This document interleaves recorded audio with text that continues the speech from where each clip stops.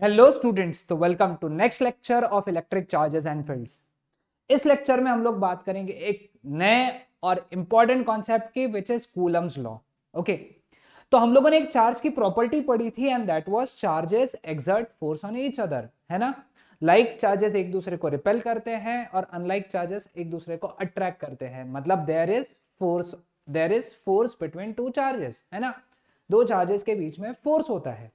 तो यही फोर्स का वैल्यू हमको पहली बार दिया था किसने? कूलम्स के लॉ ने, है ना।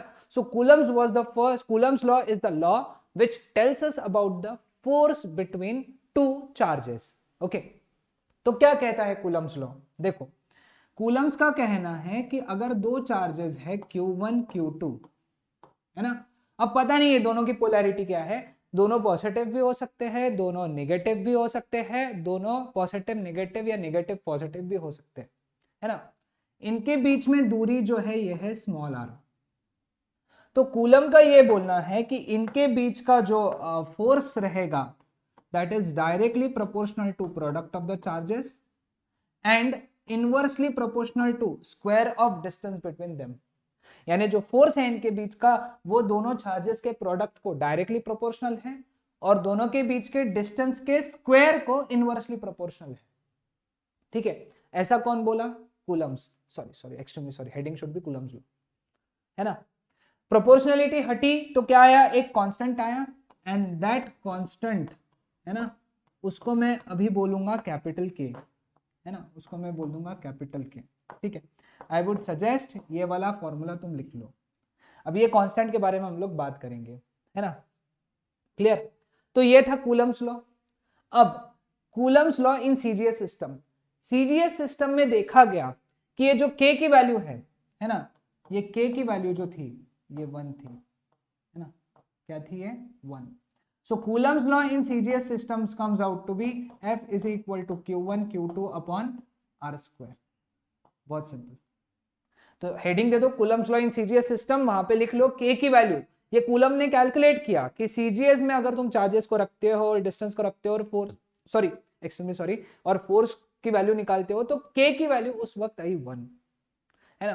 तो ये जो कांस्टेंट था कैपिटल के है, स्मॉल के नहीं, स्मॉल के का अलग चीज है, अलग कंसेप्ट है। ठीक है, तो फोर्स का वैल्यू आया Q1 Q2 upon R square, K की वैल्यू 1 थी। ठीक है, next, Coulomb's law in SI system for two charges placed in vacuum. अब यही दो चार्जेस अगर वैक्यूम में रखे रहे, ओके, तो उस केस में ये जो K की वैल्यू आई, कैपिटल K की वैल्यू आई 1 अपॉन 4 पाई एप्सिलॉन नॉट आई, है ना, where epsilon naught is nothing but constant और इस कांस्टेंट का नाम था एब्सोल्यूट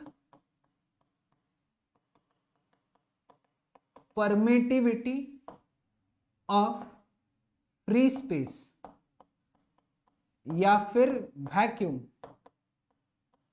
या फिर एयर, है ना। अभी इसका नाम लिख लो, इसके ऊपर अपन ने स्पेशल एक स्लाइड रखा है, उसके अंदर मैं बात करूंगा इसके बारे में। ओके, इसकी वैल्यू भी लिख लो 8.85 10 का पावर -12, है ना, कूलम स्क्वायर पर न्यूटन मीटर स्क्वायर। ये वैल्यू सॉरी ये यूनिट कैसे आया और इसका डायमेंशन अपन बाद में बात करेंगे, अभी सिर्फ लिख के रखना है। तो फोर्स का इक्वेशन क्या बन गया बेटा तुम्हारे लिए यहाँ पे? Force is equal to 1 upon 4 pi epsilon naught Q1 Q2 upon R square. इसको मैं FA बोल दूंगा। FA यानी force between two charges when they are kept in vacuum और एयर। वैक्यूम एयर एक ही हम लोग कंसिडर करते हैं, वैक्यूम एयर फ्री स्पेस तीनों एक ही बात है।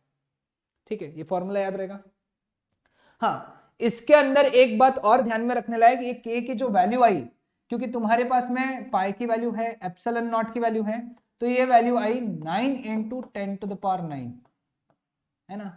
ये वैल्यू आई 9 into 10 to the power 9 newton metre square पर कूलम स्क्वायर। ये वैल्यू याद रखना, 1 अपॉन 4 पाई एप्सिलॉन नॉट, जहां भी दिखा सीधा सीधा वैल्यू रख देना 9 into 10 to the power 9। Okay, clear with this? ठीक है, चलो अब ये चीज हटा देता हूं मैं। नेक्स्ट लिखो, नेक्स्ट हेडिंग दे दो क्या? Coulomb's law in SI system for two charges placed in medium. अब यही दो चार्जेस अगर मीडियम में रखे रहे तो उस केस में जो k की वैल्यू थी वो थी 1/4πε, है ना। क्या थी वो वैल्यू? 1/4πε, और एप्सिलन को हम लोगों ने बोला absolute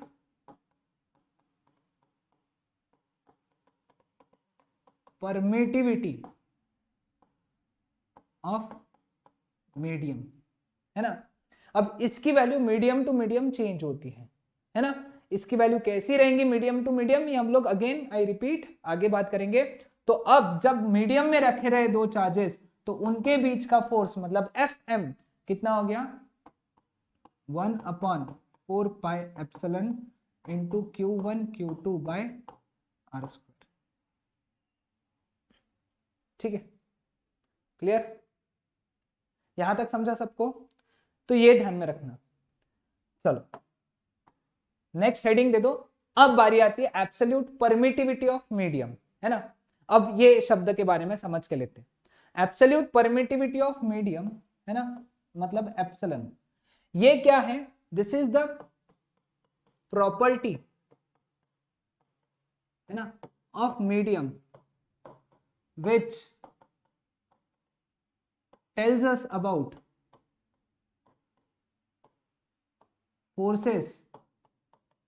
force between two charges when they are kept in that medium, है ना। जब वो दो चार्जेस को हम लोग मीडियम में रखेंगे तो उनके बीच में फोर्स कैसा रहेगा, कितना रहेगा, इसके बारे में जो प्रॉपर्टी बताता है वो है एब्सोल्यूट परमिटिविटी ऑफ मीडियम, है ना। आगे हम लोग बात करेंगे इसके बारे में बहुत डिटेल में। It also tells us about, है ना, it also tells us about the capacity. अभी ये पॉइंट लिख के रख लो, ये आगे तुमको समझेगा, है ना। जब मैं इलेक्ट्रिक एनर्जी के बारे में, इलेक्ट्रिक पोटेंशियल एनर्जी के बारे में बताऊंगा तब समझेगा। Capacity of medium to store electric energy, है ना। इलेक्ट्रिक एनर्जी कितनी स्टोर कर सकती, इसके बारे में बताने वाली प्रॉपर्टी भी क्या है? एप्सिलॉन। ठीक है, समझ में आया? हाँ, अब absolute permittivity of medium is epsilon, but absolute permittivity of free space is epsilon not, है ना। वो तो अपन ने लिख लिया था, इसका SI यूनिट, है ना, SI यूनिट। देखो फोर्स का इक्वेशन क्या आया था मीडियम के लिए? 1/4πε Q1 Q2 bye r²। Epsilon इधर चला गया, F इधर आ गया, है ना। तो इक्वेशन क्या बन गया एप्सिलॉन का? 1/4π Q1 Q2 upon F r²। इसका तो कोई यूनिट नहीं है ना। तो इसका जो यूनिट बन जाता है वो बन जाता है Q1 Q2 का क्या यूनिट है? Coulomb into coulomb, coulomb square. Force का क्या यूनिट है? न्यूटन। डिस्टेंस का स्क्वायर यानी मीटर स्क्वायर। तो इसका ऐसा यूनिट हो गया कूलम स्क्वायर पर न्यूटन मीटर स्क्वायर। ठीक है, चलो अब हम लोग इसके डायमेंशन की बात करते हैं। डायमेंशन 1/4π के तो डायमेंशन नहीं है, तो डायमेंशन इज Q1 के डायमेंशन इंटू Q2 के डायमेंशन अपॉन फोर्स के डायमेंशन इंटू डिस्टेंस के स्क्वायर के डायमेंशन। Q यानी चार्ज है, चार्ज के डायमेंशन T1 A1 हमने पहले ही लेक्चर में पढ़ा। दूसरे चार्ज के T1 A1, फोर्स के डायमेंशन M1 L1 T-2 और r² यानी L2। ठीक है, अब अगर सॉल्व किया इसको तो आया M-1, L हो गया 3, ऊपर गया -3, है ना। T कितना हो गया? 2, नहीं सॉरी, T कितना आ जाएगा? -2, ऊपर गया +2, T 4 हो जाएगा क्योंकि ऊपर 2 है, -2 ऊपर गया +2 और A2 यही आया, है ना। M-1 L-3 T4 A2 ये हो गए डायमेंशंस। सभी ने I hope I guess dimensions लिख लिए होंगे, है ना। तो इतनी बातें तुमको एब्सोल्यूट परमिटिविटी ऑफ मीडियम के बारे में बात रखना है ना, याद रखना है। चलो अगले प्रॉपर्टी की तरफ बढ़ते हैं। which is relative permittivity of medium, heading दे दो. Again this is some other property of medium, ये भी एक property ही है medium की, and it is defined as, है ना, relative permittivity epsilon r, है ना. Epsilon r is defined as absolute permittivity of medium, ये medium की property है, upon absolute permittivity of vacuum या फिर फ्री स्पेस. ठीक है, मतलब एप्सिलन अपॉन एप्सिलन नॉट, है ना. एप्सिलन आर का वैल्यू जो होता है ये होता है epsilon upon epsilon naught, absolute permittivity of medium upon absolute permittivity of vacuum. Okay, अब इसके बारे में याद रखना है, ये पहला फॉर्मूला इसका याद रखा, इसका एसआई यूनिट, है ना. अब ऊपर वाले का जो यूनिट है वही नीचे वाले का यूनिट है, क्योंकि दोनों क्वांटिटीज एक ही है, कूलम स्क्वायर पर newton metre square, coulomb square पर न्यूटन मीटर स्क्वायर, मतलब this is unitless quantity and also it is dimensionless, क्योंकि यूनिट लेस है तो dimensionless, m0 l0 t0 a0, है ना, इसके कोई डायमेंशंस नहीं होते.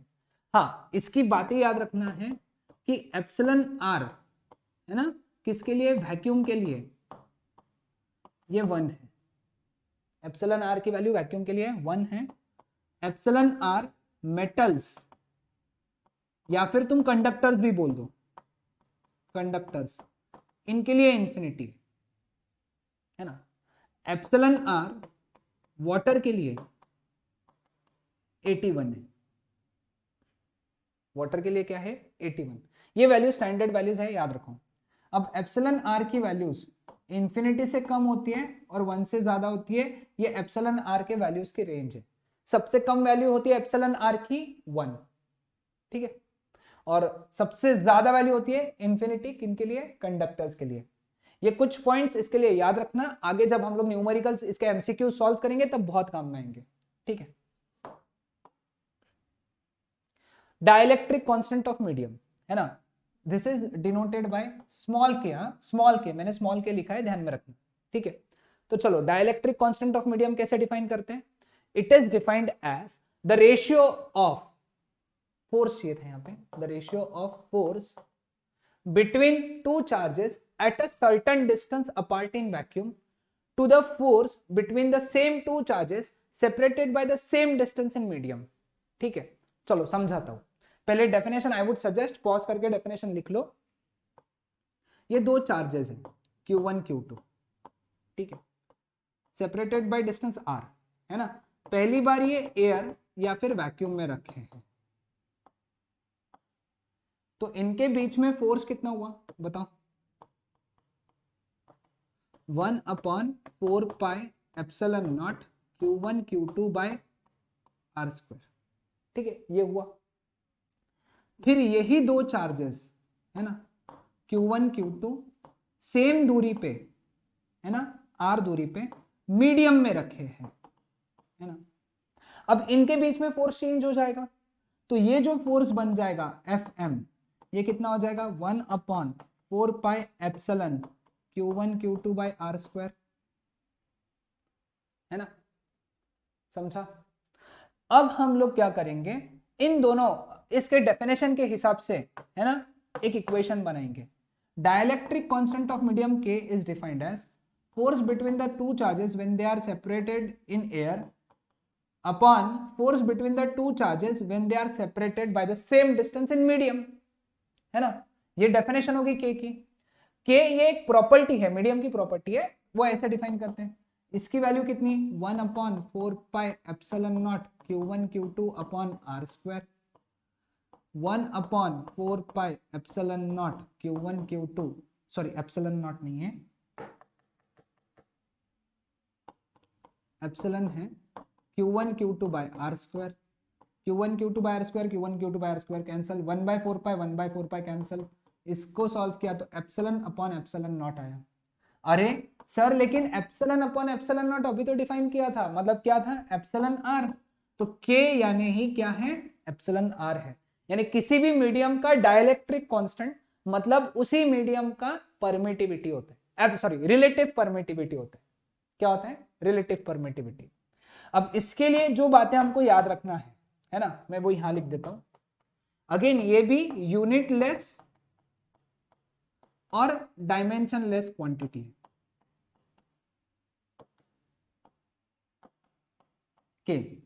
अगेन इसके लिए वो 3 वैल्यूज याद रखना, के एयर के लिए 1 होता है, के वाटर के लिए 81 होता है, के मेटल्स के लिए या फिर कंडक्टर के लिए कितना होता है, इन्फिनिटी होता है। तो ये बात ध्यान में रखना। ओके, के ये वैल्यूज भी हम लोगों को याद रखना है। Clear with this? समझ में आया सबको? Okay, next Coulomb's law in vector form, है ना। चलो अब पढ़ते कूलम्स लॉ वेक्टर फॉर्म में क्या होगा। ठीक है, चलो एक सिचुएशन बना लेते हैं। ये है Q1 चार्ज, ये है Q2 charge, separated by distance r, small r। ठीक है, अब देखो, अब होगा ये कि Q1 दोनों पॉजिटिव पकड़ते, थोड़ी देर के लिए दोनों पॉजिटिव पॉजिटिव पकड़ लेते। ओके, तो मुझे एक बात बताओ, Q1 पे Q2 फोर्स ये डायरेक्शन में लगाएगा, ये फोर्स है किस पे एक्सल्ट हुआ, Q1 पे, किसने लगाया, Q2 ने। इसको मैं F12 बोल दूं, वेक्टर F12, है ना। Q1 भी Q2 को रिपेल करेगा, यानी इधर के डायरेक्शन में फोर्स लगाएगा, इसको मैं F12 बोल दूं।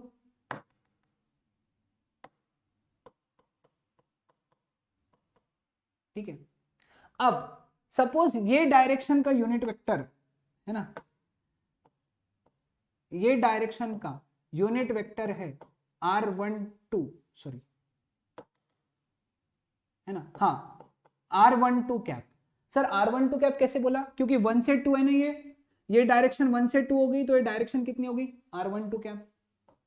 ये डायरेक्शन में जो यूनिट वेक्टर है उसको बोला अपन ने R21 कैप।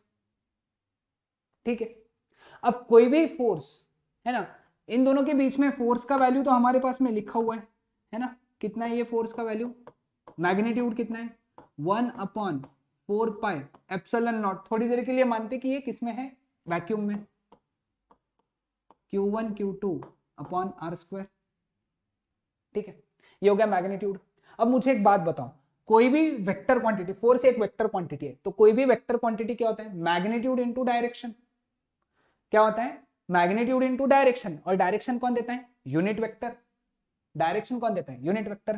तो देखो अब मैं यहां लिखूंगा, इधर साइड में लिखता हूं F12, है ना, F12 वेक्टर F12, है ना, दिख रहा है सबको। वेक्टर F12 क्या रहेगा, वेक्टर F12 रहेगा मैग्नीट्यूड, यानी कितना, 1/4 pi epsilon naught Q1 Q2 upon R² into direction. बेटा F12 के डायरेक्शन में कौन है, देखो ध्यान से, कौन है, F12 के डायरेक्शन में R21 कैप है। कौन सा यूनिट वेक्टर है, R21 कैप, तो यहां पे लगेगा R21 कैप। समझा, F12 में R21 कैप लगता है। क्लियर। अब यही चीज अगर मैं F21 निकालू, F21 vector, force on charge 2 by charge 1, force on charge 2 by charge 1, force on charge 1 by charge 2। Okay, तो ये वैल्यू कितना आएगा, 1/4 pi epsilon naught Q1 Q2 bye R²। ये क्या था बेटा, मैग्नीट्यूड। अब F, oh my God, extremely sorry, extremely sorry, है ना, ये F21 करो, है ना, एक्सट्रीमली सॉरी, F21। ठीक है, अब F21 के डायरेक्शन में कौन सा यूनिट वेक्टर है, R12 कैप है ना, तो यूनिट वेक्टर लगेगा यहाँ पे R12 कैप, है ना। देखो ये पार्ट क्या थे, मैग्नीट्यूड, और ये पार्ट क्या थे, डायरेक्शन। डायरेक्शन मतलब यूनिट वेक्टर, क्योंकि हमने वेक्टर्स में पढ़ा है डायरेक्शन देने का काम किसका होता है, यूनिट वेक्टर का। ठीक है, समझ में आया। बट यहां पे हमको एक चीज पता है कि R12 कैप की डायरेक्शन अपोजिट है R21 के। R21 कैप की डायरेक्शन, R12 कैप की डायरेक्शन अपोजिट है R21 कैप के डायरेक्शन के। तो therefore we can write vector F12 it is minus of vector F21। ठीक है, ये याद रखना।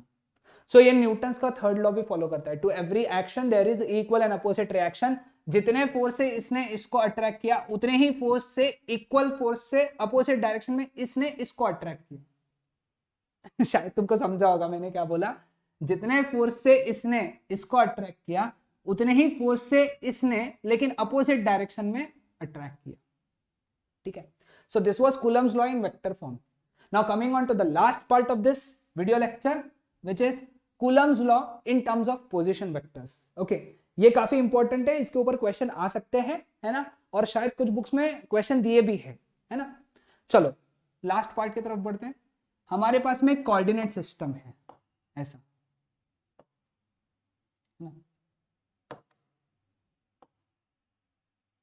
ये है X axis, Y axis, Z axis, तुम किसको भी बोल सकते हो, या फिर X axis, Y axis and Z axis. ठीक है, ऐसे पकड़ लेते। अब हमारे पास में यहाँ पे एक चार्ज है Q1, ठीक है, और यहाँ पे एक चार्ज है Q2। क्लियर? अब मैं इनके पोजीशन वेक्टर बनाता हूँ। देखो ये हो गया पहले वाले का पोजीशन वेक्टर, वेक्टर R1, है ना। वेक्टर R1 कितना रहेगा, लिख लो यहाँ पे, vector R1 is x1 i cap plus y1 j cap plus z1 k cap. ठीक है, वेर x1 y1 z1 उसके कोऑर्डिनेट्स है। ठीक है, ये हो गया दूसरे वाले का पोजीशन वेक्टर, वेक्टर R2। तो वेक्टर R2 कितना रहेगा, x2 i cap plus y2 j cap plus z2 k cap. x2 y2 z2 इसके कोऑर्डिनेट्स हो गए। ठीक है, हम लोग एक वेक्टर बनाएंगे ऐसा। ठीक है, ट्राइंगल लॉ अगर लगाया हम लोगों ने तो ये वेक्टर का जो वैल्यू है that is vector R1 minus vector R2। ठीक है, इस वेक्टर का वैल्यू कितना हो गया, वेक्टर R1, सॉरी हाँ, vector R1 minus vector R2, है ना। ट्राइंगल लॉ से लगाया तो ये आते हैं, सभी को ध्यान में आ गया। अब सपोज दोनों चार्जेस पॉजिटिव है, पॉजिटिव पॉजिटिव है, तो ये इस पे फोर्स इधर लगाएंगे। So this is force on 1 due to 2, है ना, और this would be force on 2 due to 1। ठीक है, समझ में आया सबको। अब सॉरी, इसका मैग्नीट्यूड कितना रहेगा, ये इन दोनों के बीच में डिस्टेंस है ना, मैं यहां लिख दूं डिस्टेंस बिटवीन, ये लिख लो Q1। इसमें थोड़ा सा कंफ्यूजन होता है हाँ, हर बुक में, तो थोड़ा सा स्टेप बाय स्टेप लिखेंगे, इसलिए मैं थोड़ा डिटेल में पढ़ा रहा हूं। Distance between Q1 and Q2 कितना रहेगा, ये magnitude of vector R1 minus vector R2, magnitude of vector R1 minus vector R2, है ना। और यूनिट वेक्टर क्या रहेगा ये डायरेक्शन में, है ना, यूनिट वेक्टर आर कैप बोल दूं मैं इसको, है ना। आर कैप कितना रहेगा ये डायरेक्शन में, वेक्टर अपॉन मैग्नीट्यूड उसका, है ना। इस डायरेक्शन में यूनिट वेक्टर कितना रहेगा, vector upon magnitude which is vector R1 minus vector R2। ठीक है, क्लियर विद दिस। तो चलो अब हम लोग बात करते हैं फोर्स की। तो therefore vector F12 is equal to, force का फॉर्मूला क्या होता है, मैग्नीट्यूड इनटू डायरेक्शन। मैग्नीट्यूड कितना है, 1 upon 4 pi epsilon naught Q1 Q2 upon दोनों के बीच का डिस्टेंस, दोनों के बीच का डिस्टेंस कितना है, mod of R12 vector R1 minus vector R2 का स्क्वायर इनटू डायरेक्शन कौन देगा, आर कैप। मैं आर कैप की वैल्यू डायरेक्ट लिख रहा हूं which is vector R1 minus vector R2 upon mod vector R1 minus R2। Solve किया इसको तो फाइनली F12 आया 1 upon 4 pi epsilon naught Q1 Q2 upon vector R1 minus vector R2 का cube, क्योंकि ये स्क्वायर है ये power 1, into vector R1 minus vector R2।